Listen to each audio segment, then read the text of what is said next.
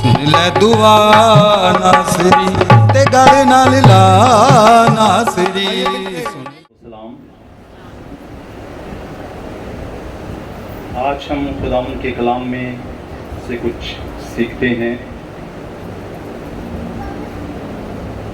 Pastor साहब ने phone किया, कहा कि इस संडे का मैसेज आपने देना है। मैं सोच रहा था कि क्या कलाम होना चाहिए। 3-4 मौज़ूआत ज़हन में आए और मैंने उनके बारे में तैयारी भी शुरू की, लेकिन एक सोच ज़हन में आई,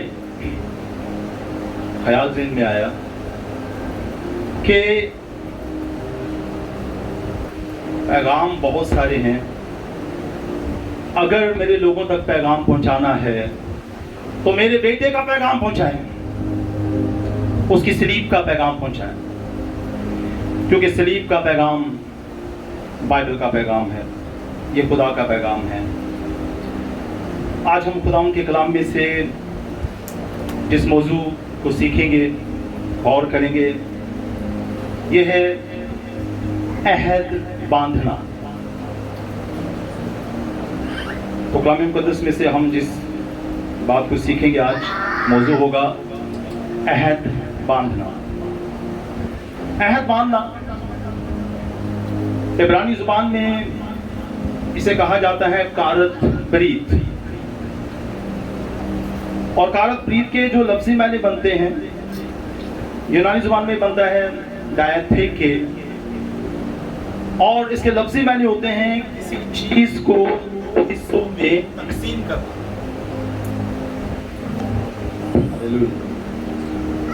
उसके लफ्ज़ी मायने तो कारत बरीत या डायथेके के लफ्ज़ी मायने होते हैं 2 हिस्सों में तकसीम करना। तो ये कदीम दौर का एक दस्तूर था कि जब लोग आपस में बाहम कोई अहद बांधते तो क्या करते, वो उसके लिए किसी जानवर को ज़िबा करते, और तरीक़ेकार ये होता कि जानवर को ज़िबा करने के बाद 2 हिस्सों में काट दिया जाता और उसके 2 टुकड़ों को आमने सामने रख दिया जाता, और फिर वो 2 अशख़ास जो आपस में अहद बांध रहे हैं वो उन दोनों टुकड़ों के दरमियान में से गुजरते। तो ये इस बात की निशानदही थी कि इन्होंने जो आपस में अहद बांधा है उसका जो गवाह है वो ये जानवर है जिसको कुर्बान किया गया है। ये इस बात का गवाह है कि अगर कोई अपने अहद से फिरता है तो खुदा के हुजूर ये जानवर जिसे कुर्बान किया गया है, ये इस बात का गवाह है। तो दोनों उस अहद को मानते। हम ये देखते हैं कि खुदावंद ने शुरू ही से इंसान के साथ मुख्तलिफ जगहों पर, मुख्तलिफ मौक़ों पर अहद बांधे हैं। सबसे पहले तो खुदा ने आदम के साथ अहद बांधा। ये पैदाइश की किताब 30 बाब में ही हमें मिलता है। जब आदम गुनाह में गिर जाता है तो खुदावंद उनसे अहद बांधता है। ये हमें कुछ शायद पॉजिटिव सेंस में ना लगे, क्योंकि ऐसा लगता है कि वहाँ पर तो सज़ा दी गई है, लेकिन बाहर ये एक अहद है कि जब खुदावंद ने आदम से कहा कि तू अपने मुंह पे सीने की रोटी खाएगा और जिस खाक से तू बना है उसी खाक में फिर लौट जाएगा, और उसके बाद यही होता रहा। और इसी तरह अम्मा हवा के साथ भी अहद हुआ। ये पहला अहद जो खुदा और इंसान के दरमियान हुआ। इसके बाद दूसरा अहद हमें नजर आता है एक ऐसे शख्स और खुदा के दरमियान जिसे हम रास्तबाजों का बाप कहते हैं, यानी हम बात कर रहे हैं अब्राहम की। ये अगर हम देखें तो ये पैदाइश की किताब उसका 15वां बाब और उसकी आयत नंबर 10 से अगर हम पढ़ना शुरू करें, पैदाइश की किताब 15वां बाब और उसकी आयत नंबर 10 से हम इसको देखेंगे।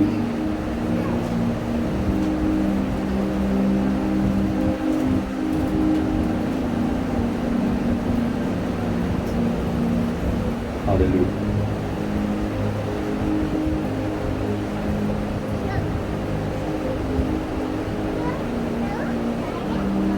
उसने उन सबों को लिया और उनको बीच से 2 टुकड़े किया और हर टुकड़े को उसके साथ के दूसरे टुकड़े के मुकाबले रखा, मगर परिंदों के टुकड़े ना किए। तब शिकारी परिंदे उन टुकड़ों पर झपटने लगे, पर इब्राम उनको हंकाता रहा।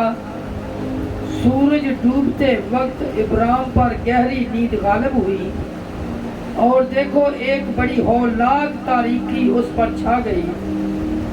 और उसने इब्राम से कहा, यकीन जान कि तेरी नस्ल के लोग ऐसे मुल्क में जो उनका नहीं परदेसी होंगे और वहाँ के लोगों की गुलामी करेंगे, और वो 400 वर्ष तक उनको दुख देंगे। इसके बाद हम आयत नंबर 17 देखें। और जब सूरज डूबा और अंधेरा छा गया तो एक तनूर जिसमें से धुआं उड़ता था दिखाई दिया, और एक जलती मशल उन टुकड़ों के बीच में से होकर गुजरी। हालेलुया। उसी रोज। बहुत शुक्रिया पास्टर। तो यहाँ पर जिक्र है खुदा के कलाम में, नावी ऐसा उसे देख लें, पढ़ना नहीं है, इसके आप देख लीजिएगा। 15वां बाब पैदाइश और उसकी नामी आयत। इसमें जिक्र है कि अब्राम ने, चूँकि यहाँ पर अब्राहम नहीं है, अभी अब्राम का नाम चेंज नहीं हुआ है, तो इसलिए यहाँ पे अब्राम लिखा है। तो अब्राम ने एक बच्चिया, 3 बरस की एक बकरी और 3 बरस का एक मेंढा और एक कमरी और एक कबूतर का बच्चा लिया। तो कुर्बानी के लिए अब्राम ने इन चीज़ों को लिया, बच्चिया है, बकरी है, मेंढा है और 2 परिंदे, और उसने इनको खुदा के हुजूर गुजराना है। और जो बड़े जानवर हैं उसने उस दौर की रस्म के मुताबिक इसे 2 टुकड़े किया है और 2 टुकड़े करके उसने उनको इनके मुकाबले रख दिया है, एक टुकड़ा इस तरफ और एक टुकड़ा उस तरफ। अब होता ये था, जैसा मैंने आपको बताया, कि जो लोग आपस में अहद बांधते थे वो इन टुकड़ों के दरमियान में से होकर गुजरते थे। पहले खड़े होकर वो आपस में बात करते कि मैं आपके साथ इस बात का अहद करता हूँ, वादा करता हूँ, और उसके बाद फिर वो उनके दरमियान से गुजरते कि भाई ये जो कुर्बानी हमने दी है ये हमारे दरमियान गवाह रहेगी, कि अगर कोई अपनी बात से मुकरता है, इस अहद से मुकरता है, तो हमारे दरमियान ये जो जानवर हमने कुर्बान किए हैं ये गवाह होंगे। तो अब यहाँ पर जब अब्राम ने कुर्बानी दी है और वो खुदा के साथ अहद बांधना चाह रहा है, तो इससे पहले जितने अहद बांधे इंसानों ने वो इंसान और इंसान के दरमियान अहद है, लेकिन यहाँ पर बात आ गई खुदा और इंसान के दरमियान अहद की। तो जब खुदा और इंसान की बात आ जाए, आप लोग क्या समझते हैं, क्या खुदा और इंसान एक जैसे हैं या बराबर हैं? बहन शाजिया, क्या बराबर हैं खुदा और इंसान? फर्क है, बल्कि बहुत ही फर्क है, इंतहाई फर्क है। इंसान महदूद, खुदा लामहदूद। इंसान अपनी बेहतरीन हालत में भी, यानी वो कहे अगर कि बेहतरीन हालत में है, पाक है, वो बेहतरीन हालत में भी उतना पाक नहीं हो सकता जितनी वो जात पाक है। बहुत बड़ा फर्क है। वो इस कदर पाक है कि उसके हुजूर जो पाक तरीन फरिश्ते हैं, जिनके जहन में कभी बुराई का तो तसव्वुर तक नहीं आता, यानी जो मुकर्रम फरिश्ते हैं, वो भी अपने परों को और अपनी आंखों को, अपने जिस्म को ढांप के रखते हैं। उनमें भी ये ताब नहीं है कि उस खुदा को देख सकें जो पाक, उसकी पाकीज़गी का ये लेवल है कि फरिश्ते जो पाक हैं, इंतहाई पाक हैं, जिनके सोचों में कभी गुनाह का एक समझे कि शायबा भी नहीं गुजरा है, वो फरिश्ते भी उसको देखने से कतराते हैं, नहीं देख पाते हैं। वो इस कदर पाक है। इंसान और खुदा में बहुत बड़ा फर्क। तो अब जब अहद बांधा जा रहा है और अहद में वही कुर्बानी दी जा रही है उस दौर के रस्म और रिवाज के मुताबिक, तो अब्राहम ने भी अहद बांधा है खुदा के साथ। तो अब क्या होता है, आयत नंबर 17 में जब हमने सुना, लिखा है اور جب سورج ڈوبا اور اندھیرا چھا گیا تو ایک تنور جس میں سے دھواں اٹھتا تھا دکھائی دیا، اور ایک جلتی مشعل ان ٹکڑوں کے بیچ میں سے ہو کر گزری۔ ہم یوحنا رسول کی انجیل میں پڑھتے ہیں، لکھا ہے کہ خدا نور ہے، خدا روشنی ہے، جلتی مشعل گزری ہے، نور گزرا ہے۔ اور ایک جگہ خدا یسوع مسیح نے کہا کہ میں نور ہوں، میں دنیا کا نور ہوں، خدا نور ہے۔ جب یہ مشعل ان دونوں ٹکڑوں کے درمیان میں سے گزری ہے تو مطلب خدا ان ٹکڑوں کے درمیان میں سے گزرا ہے۔ لیکن یہاں ہم دیکھتے ہیں کہ ابراہم کے گزرنے کا ذکر نہیں ہے، ابراہم نہیں گزرا ہے۔ مشعل گزری ہے تو مشعل گزری ہے مطلب خدا گزرا ہے، لیکن انسان کے گزرنے کا یہاں پہ ذکر نہیں ہے کہ ابراہم بھی ان ٹکڑوں کے درمیان میں سے ہو کے گزرا۔ وجہ یہ کہ خدا اور انسان میں بہت بڑا فرق ہے۔ انسان شاید اپنی باتوں میں خطا کر جاتا ہے، وہ اپنے وعدوں کو یاد نہیں رکھتا، وہ اپنے وعدوں کو بھلا دیتا ہے، مجبوری کہتا ہے، حالات کہتا ہے، یا کسی بھی وجہ سے وہ اکثر اپنی جگہ سے ہٹ جاتا ہے، پھر جاتا ہے۔ اس لیے جب خداوند نے اسے عہد باندھا تو اس نے ابراہم کو نہیں کہا کہ تو بھی اس میں سے گزر، نہیں، خداوند خود گزرا ہے کہ، اور اس کا مطلب اس میں پیغام تھا کہ ابراہم تو نہیں گزرا، لیکن یہ مشعل گزری ہے، اس کا مطلب میں گزرا ہوں۔ تو اس کا مطلب کہ جو عہد آج تجھ سے باندھا جا رہا ہے یہ عہد ابدی عہد ہے، یہ عہد کبھی نہ تبدیل ہونے والا عہد ہے۔ تو بے وفا ہو جائے تو ہو جائے، لیکن میں وفادار خدا ہوں، یہ عہد تبدیل ہونے والا نہیں۔ جو عہد میں تجھ سے باندھوں گا یہ میری طرف سے ہے، یہ انسان کا عہد نہیں ہے، یہ خدا کا عہد ہے اور یہ لا تبدیل ہے۔ اور اس عہد کو ہم جانتے ہیں،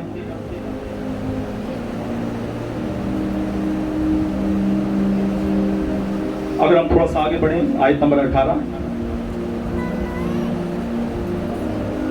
ہاللیلویا۔ اسی روز خداوند نے ابراہیم سے کہا، ابراہیم سے عہد کیا اور فرمایا کہ یہ ملک دریائے مصر سے لے کر اس بڑے دریا فرات، دریا یعنی دریائے فرات تک، کینیوں اور کنیزیوں اور قدمونیوں اور ہتیوں اور فریزیوں اور ریفائن اور اموریوں اور کنانیوں اور جرجاسیوں اور یبوسیوں سمیت میں نے تیری اولاد کو دیا ہے۔ ہاللیلویا۔ تو خداوند نے ابراہم سے عہد باندھا کہ تیری اولاد بھی ہوگی، اور نہ صرف اولاد ہوگی بلکہ کیا ہوگی تیری اولاد؟ ملک مصر سے لے کر بڑے دریا یعنی دریائے فرات تک، اور پھر یہ قوموں کا ذکر ہے کہ تمام قوموں کی جو سرزمین ہے یہ تیری نسل کو دے دی جائے گی اور وہ اس کے وارث ہوں گے۔ اور یہ عہد کرنے والا کون ہے؟ خدا۔ خدا نے عہد کیا، اور اس کے بعد پھر ہم آگے اس عہد کو پورا ہوتا ہوا دیکھتے ہیں۔ جب ہم یشوع کی کتاب کو پڑھتے ہیں تو ہم دیکھتے ہیں کہ یہ سارا جو خدا نے وعدہ کیا ہے، یہ ساری قوموں کو بنی اسرائیل نے فتح کیا، یہ سارے علاقے انہوں نے مفتوح کیے، اور اس کے اوپر اسرائیل کی سلطنت قائم ہوئی۔ یہ اس عہد کے سبب سے تھا جو خداوند نے ابراہم کے ساتھ باندھا۔ نہ صرف عہد ابراہم سے باندھا گیا بلکہ مختلف موقعوں پر اور لوگوں سے بھی خداوند نے عہد باندھا۔ خداوند نے موسیٰ سے عہد باندھا۔ وقت کی کمی کے باعث ہم حوالے زیادہ نہیں دیکھیں گے، صرف میں حوالہ بتا دیتا ہوں۔ خروج کی کتاب 20واں باب، اس کی آیت نمبر 2 سے اگر ہم پڑھنا شروع کریں، اس میں 10 احکام کا ذکر ہے۔ تو یہ جو 10 احکام ہے یہ موسیٰ، اس کی قوم اور خدا کے درمیان میں عہد ہے۔ خدا نے کیا کیا؟ قوم بنی اسرائیل اور موسیٰ کے ساتھ عہد باندھا کہ اگر تم میرے کلام پر عمل کرو، اسے دائیں اور بائیں نہ مڑو اور عین اس کے مطابق چلتے رہو، تو میں تمہارے درمیان میں سے غیر قوموں کو بھی دور کروں گا، بیماری کو بھی دور کروں گا، اور نہ تم پر کوئی آفت آئے گی، نہ مصیبت آئے گی، نہ ندیاں تمہیں ڈبوئیں گی، نہ موسم تمہیں تنگ کرے گا. یہ سارے وعدے ہیں. یہ وہ وعدے ہیں جو خدا موسیٰ کی معرفت خدا نے اپنے لوگوں سے، اپنی قوم سے کیے. اور ایسے ہی وعدے ہم دیکھتے ہیں کہ لاویوں کے ساتھ بھی کیے گئے. گنتی کی کتاب اس کا 25واں باب 12ویں اور 13ویں آیت اگر ہم پڑھیں تو خدا نے لاویوں کے ساتھ جو خدا کی خدمت کرنے والے لوگ تھے تو ان کے ساتھ بھی عہد باندھا گیا. پھر داؤد کے ساتھ دوسرا سیموئیل 23واں باب اور اس کی 5ویں آیت خدا نے اپنے بندہ داؤد کے ساتھ عہد باندھا کہ اگر وہ خدا کے ساتھ چلتا رہے، وفاداری سے چلتا رہے تو اس کی بادشاہی کا وارث کبھی ختم نہ ہوگا، اس کی بادشاہی چلتی رہے گی، جاری رہے گی. تو خداوند نے سیموئیل سے عہد باندھا. لیکن آخر میں سب سے بڑھ کر خداوند نے جو عہد باندھا جس کے وسیلہ سے آج ہم سب بلکہ پوری دنیا پوری دنیا نجات کی وارث بنی ہے، یہ وہ عہد ہے جو خدا نے اپنے بیٹے کے لہو کے وسیلہ سے باندھا ہے. یہ عہد سب کے لیے خدا نے اپنے بیٹے کے خون کے وسیلہ سے عہد باندھا. اگر ہم پڑھیں مقدس پولس رسول کا خط رومیوں کے نام اس کا 4واں باب اور اس کی آیت نمبر 16 اگر ہم دیکھیں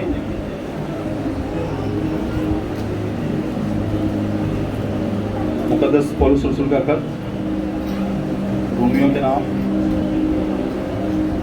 اسی واسطے وہ میراث ایمان سے ملتی ہے تاکہ فضل کے طور پر ہو، اور وہ وعدہ کل نسل کے لیے قائم رہے، نہ صرف اس نسل کے لیے جو شریعت والی ہے بلکہ اس کے لیے بھی جو ابراہیم کی مانند ایمان والی ہے. وہی ہم سب کا باپ ہے. چنانچہ لکھا ہے کہ میں نے تجھے بہت سی قوموں کا باپ بنایا. اس خدا کے سامنے جس پر وہ ایمان لایا اور جو مردوں کو زندہ کرتا ہے اور جو چیزیں نہیں ہیں ان کو اس طرح بلا لیتا ہے کہ گویا وہ ہیں. آمین آمین. ہم نے خدا کے کلام میں سے سنا اسی واسطے وہ میراث ایمان سے ملتی ہے تاکہ فضل کے طور پر اور وہ وعدہ کل نسل کے لیے قائم رہے، نہ صرف اس نسل کے لیے جو شریعت والی تھی. تو شریعت کے لوگوں سے عہد جو کیا گیا وہ تو بھیڑ اور بکریوں کے خون کے سبب سے تھا کہ وہ قربانیاں دیتے اور اس سے ان کے گناہ اور ان کی خطائیں مٹائی جاتی. لیکن اس کے بعد جب اس کا بیٹا آیا ہے تو لکھا ہے کہ اس کے لہو کے وسیلہ سے جو عہد ہوا ہے وہ نہ صرف شریعت والوں کے لیے ہے بلکہ کس کے لیے ہے؟ اس نسل کے لیے جو شریعت والی ہے، بلکہ اس کے لیے بھی جو ابراہیم کی مانند ایمان والی. تو وہ عہد جو خدا یسوع مسیح کے لہو کے وسیلہ سے باندھا گیا ہے وہ شریعت والوں کے لیے بھی ہے اور وہ ان کے لیے بھی ہے جن کے پاس شریعت نہیں ہے، یعنی دنیا کی تمام قوموں کے لیے. یہ دنیا کی تمام قوموں کے لیے اس کا عہد ہے.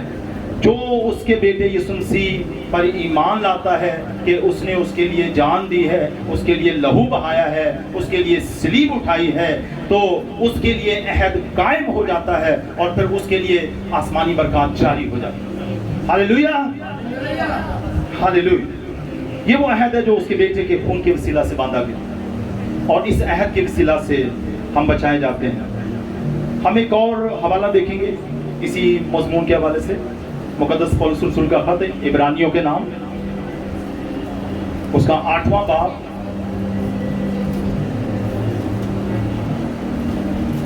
اور اس کی آیت نمبر 6 سے ہم پڑھنا شروع کریں گے.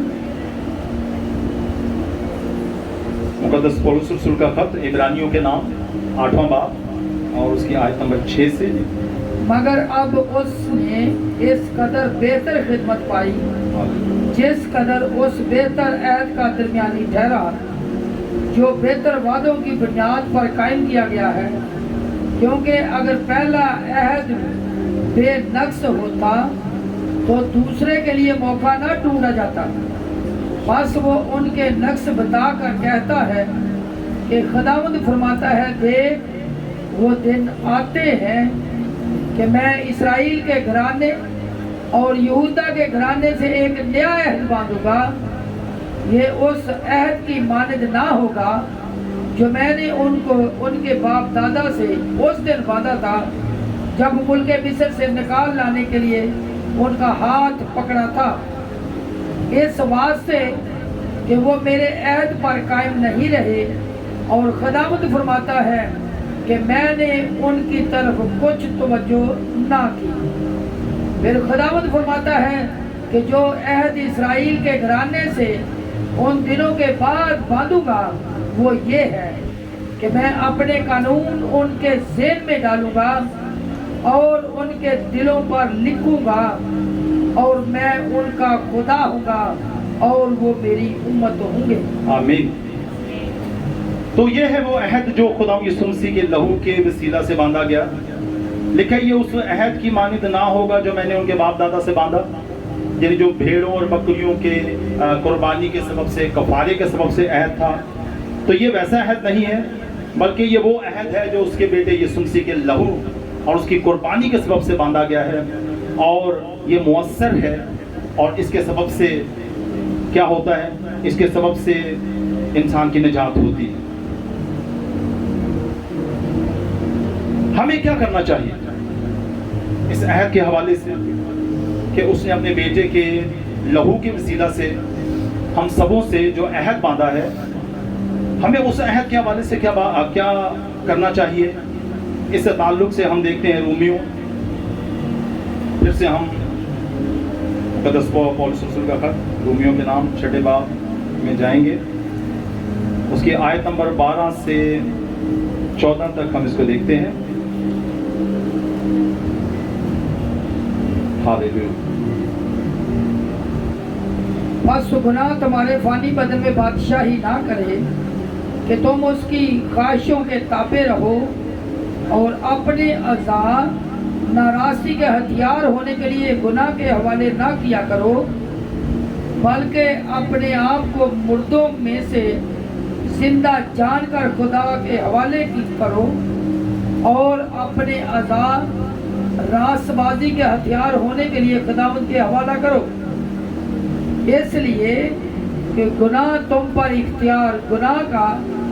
पर इख्तियार ना होगा, क्योंकि तुम शरीयत के मतहत नहीं बल्कि फजल के मतहत हो। आमीन। खुदावंद के कलाम में से हमने सुना कि उसके अहद बांधने के बाद जब उसने हमारे लिए कुर्बानी दे दी, अहद हो गया। अब उसके बाद हमें क्या करना है? बस गुनाह तुम्हारे फानी बदन में बादशाही ना करे। कि जब उसने अपने बेटे को मेरे लिए, आपके लिए, पूरी दुनिया के लिए बलिदान कर दिया है, और उसके बाद भी अगर गुनाह हमारी ज़िंदगी में मौजूद है, उसके बाद भी हम गुनाह के ताबे रहते हैं, हम ख्वाहिशात के ताबे रहते हैं, तो इसका मतलब ये है कि हमने उस अहद को तस्लीम नहीं किया, हमने उसके कफारे को दिल से माना नहीं है।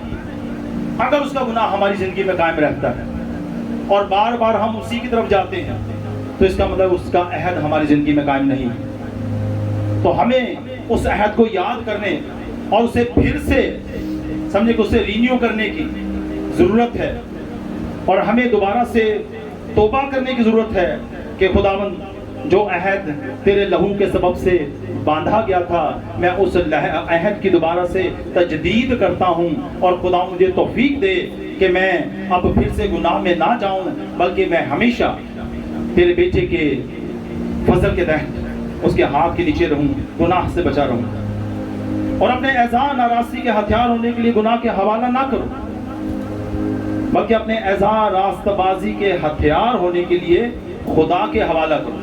अब उस वो अहद हमसे तकाजा करता है कि हमें करना क्या है?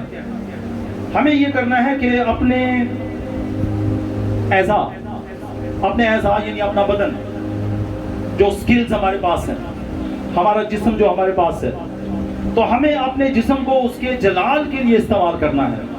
हमें अपनी ख्वाहिशात को पूरा करने के लिए नहीं, हमें اپنے جلال کو اور خدا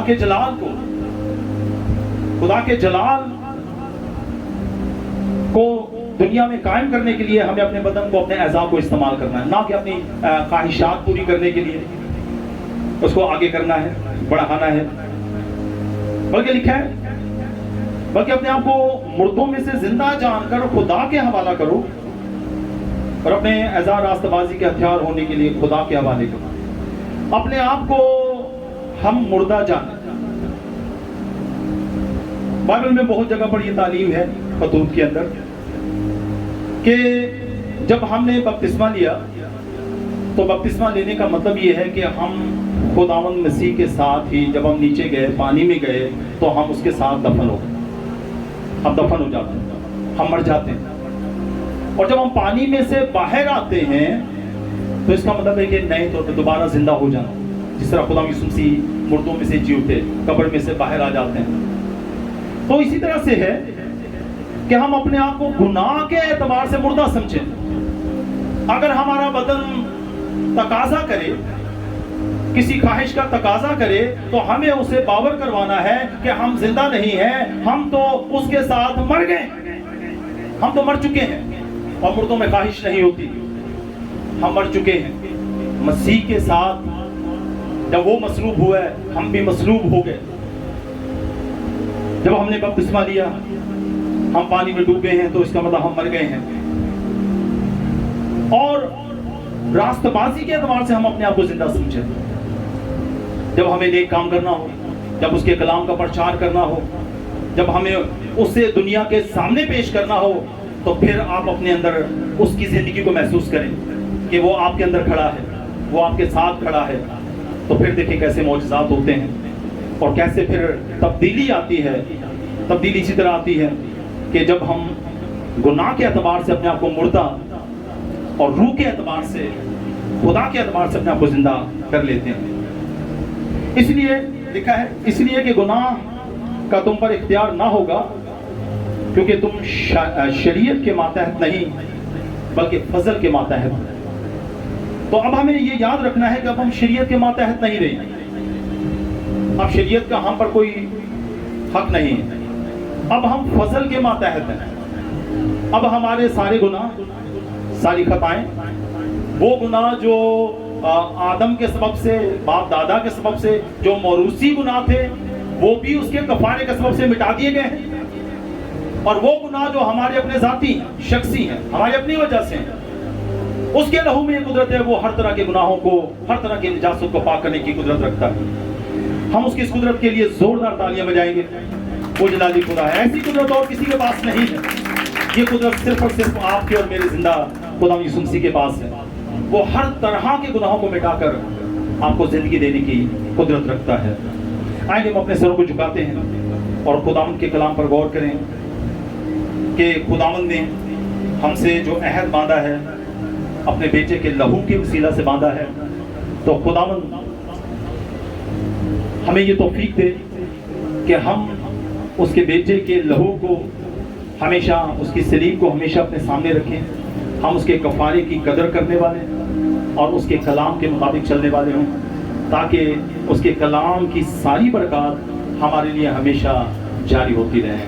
خدا یسوع مسیح کے نام